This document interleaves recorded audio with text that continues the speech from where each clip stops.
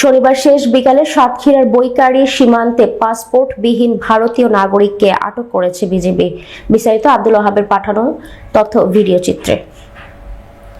Satkhira battalion ৩৩ BGB এর অধীনস্থ বৈকারী বিউপির হাবিলদার মোহাম্মদ শাহাবুর রহমান এর নেতৃত্বে একটি টহল দল সীমান্ত পিলার 7/28S হতে আনুমানিক ৩০০ গজ বাংলাদেশের অভ্যন্তরের বলদঘাটার নামক স্থান হতে অবৈধভাবে বাংলাদেশ হতে ভারতে গমনের চেষ্টাকালে শেখ এজাজ পিতা শেখ খলিল ঠিকানা 999 চন্দ্র তালেব NA চাওড়া ধানি নিমরা আহমেদাবাদ সিটি শাহ আলম রওজা আহমেদাবাদ গুজরাট ভারতকে আটক করে।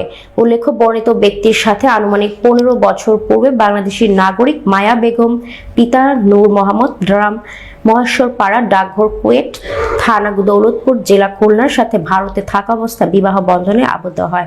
পরবর্তীতে তারা বাংলাদেশে আসে এবং 4 বছর যাবৎ খুলনা দৌলতপুরে বসবাস করছেন। বর্ণিত ভারতীয় নাগরিক অন্যের ইজি বাইক চালাতেন বলে জানা যায়। উল্লেখ্য, আটককৃত ভারতীয় নাগরিককে পরবর্তী আইনানুগ ব্যবস্থা গ্রহণের নিমিত্তে সাতক্ষীরা সদর থানায় সোপর্দের কার্যক্রম প্রক্রিয়াধীন রয়েছে।